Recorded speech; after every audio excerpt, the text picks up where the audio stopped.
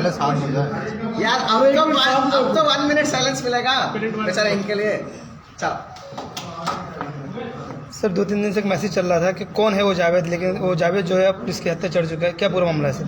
2 से 3 दिन पहले कोई वो चल नहीं रहा था। कल शाम को मीडिया में कुछ जगह से चीज़ें उजागर हुई जहां पर पूर्व जनप्रतिनिधि द्वारा और मतलब राजनीतिक व्यक्तिगण द्वारा एक ऑडियो मीडिया को दिया गया। मैं पुनः बता रहा हूँ, एक ऑडियो मीडिया को जारी कर लिया गया, ना कि किसी प्लेटफॉर्म में, ना किसी प्राधिकरण को, ना किसी प्राधिकृत अधिकारी को, ना ही पुलिस को दिया गया। सीधे मीडिया में एक ऑडियो अचानक रूप से वायरल किया जाता है जिसमें 2 लोग बात कर रहे हैं।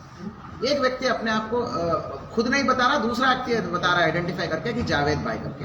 उसमें बातचीत जो हो रही है किसी राहत कोष का चेक को लेकर, 5000 की राहत कोष का चेक को लेकर हो रहा है। इसमें क्लियर कट ये पता चल रहा है कि 5000 की राहत कोष का चेक के लिए 3000 दो करके।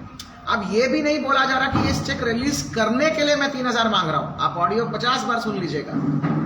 ये बोल रहा है तुम पे वो आ तो रहा है, 3000 मुझे दो। ये इसमें इंटरफेरेंस बिल्कुल ये नहीं मान सकते हम लोग। उस ऑडियो को ट्रांसक्रिप्ट बना के सुन लीजिएगा। कहीं पे भी ये नहीं बोला जा रहा कि इस चेक को मैं रोक रहा हूं, ये तुम 3000 दोगे तभी तेरे को चेक मिलेगा, ऐसा कहीं नहीं बोला जा रहा। बोला ये जा रहा है कि 5000 आ तो गया, तुम पे आ तो गया, तो 3000 मुझे दे, 3 तो लगेगा ही लगेगा करके बोल रहा है। अब ये क्या लगेगा, 3 तो लगेगा, ये वर्ड यूज कर रहा है। और 20,000 अब आदमी पे तो आ रहा है तुम्हारे को, तो ये इससे डायरेक्टली ये बोलना कि इसी राहत कोष का पैसे की एवज में ही वो एक्सटॉर्शन मांग रहे हैं, वो भी क्लियर कट नहीं है। अब ये चीजें ये है, कुल मिला के 5000 3000 की बातें उठती है। बीच में एक लाइन भी आ रहा है कि राहत कोष का पैसा आ रहा है तुम्हारे पास करके। तो क्योंकि ये राहत कोष का जिक्र कर लिया तो ये हमारे लिए संवेदनशील बन जाता है। तो जब ये ऑडियो मीडिया में उजागर होता है तो मीडिया के माध्यम से मुझे भी संज्ञान में आया, इसी प्रकार मीडिया के माध्यम से प्रशासनिक अधिकारीगण को भी संज्ञान में आया। तो क्योंकि ये गंभीर है, जो इसमें जो बातें चल रहे हैं लाभार्थी के साथ, वो लाभार्थी भी है, ये भी क्लियर हो गया कि उसको लाभार्थी, उसको पूर्व में ही चेक बट गया है, पूर्व में चेक बट के उसको पैसा मिल गया, चेक का उसको मिल गया। तो उसके बाद ऑडियो के उजागर होना और उस ऑडियो में इस प्रकार बातें चलना गंभीर है, तो उसकी हर एक पहलू की विवेचना होनी चाहिए। ये प्रशासनिक अधिकारीगण का भी, डीएम साहब का भी, सभी का अभिमत था कि इसमें गहन विवेचना हो जानी चाहिए कि ये किस परिस्थितियों में ऑडियो है, ये ऑडियो में जो बातचीत हो रही है क्या है, और ये बातचीत किस एवज में किया जा रहा है, उसका एक्चुअल में क्या था, क्या इनके पीछे की कहानी थी, या कहीं बाहर जो है कुछ ऐसा कोई छोटा गिरोह तो नहीं पैदा हो गया जो बाहर से बाहर ही तो इस प्रकार की लोगों को गुमराह करते हो।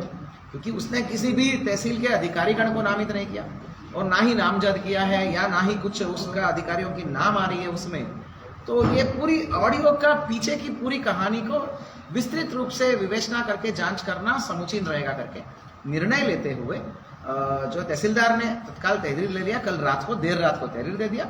ऑडियो बाहर आके विदिन 6 आवर्स हमने तहरीर, 6 भी नहीं है, 4-5 आवर्स में, 6 आवर्स में हमने FIR पंजीकृत कर दिया, बिल्कुल फास्ट तरीके से, ठीक है ना। अब जब पंजीकृत हो गया है तो हमने जावेद को पकड़ भी लिया। तो अभी तक इतना ही हुआ, FIR पंजीकृत होके अभी मुझे लगता है 12 घंटे भी नहीं हुआ। उससे पहले ही हमारे पास अभियुक्त है। मैं मानता हूं आपके मन में बहुत जिज्ञासा है कि सारी चीजें आज ही खुल जाए, परंतु ये नहीं हो पाएगा। अनफॉर्चुनेटली ऐसा कोई जादू की छड़ी मेरे पास भी नहीं है। तो क्योंकि ये मामला है, पहले तो अंडरस्टैंड करना है कि ऑडियो में बोल क्या रहा है। दूसरी बात, ये ऑडियो में किस बारे की पैसे के बारे में बात कर रहे हैं वो भी क्लियर नहीं है। वो बताएगा ना, वादी भी बताएगा, प्रतिवादी भी बताएगा। तो उसके बाद ये वादी, प्रतिवादी, अन्य 2-3 कैरेक्टर्स का भी नाम आया है कि कुछ डीलिंग्स था इनका, इसके एवज में इसको एक ऐसे गारंटी बनाया इन्होंने करके, ये भी एक एंगल आ रहा है। उनका कुछ आपस का डीलिंग्स था पैसों का, उसके एवज में इसको गारंटी बनाया कि ये आप देंगे करके। तो I do not know what is exactly thing. High powered investigation team है जिसमें SHO है, CO सिटी रुद्रपुर है, SP क्राइम है, ये जाके गहन पूछताछ करेंगे। CDRs ओपन होगी कई सारे लोगों का, CCTVs देखेंगे हम, कौन कहाँ कहाँ मूवमेंट कर रहा है। तो द सो कॉल्ड जावेद, अगर तहसील में इतनी इंटरवेंशन है, इतनी इसकी उठना बैठना है, तो CCTV CDR में सब क्लियर हो जाएगा, ठीक है। अगर वो बाहर से बाहर ही काम करने वाला आदमी है तो हमें वो दिशा में भी काम करना है कि भाई ये उससे पैसे मांगने का नौबत क्यों आया।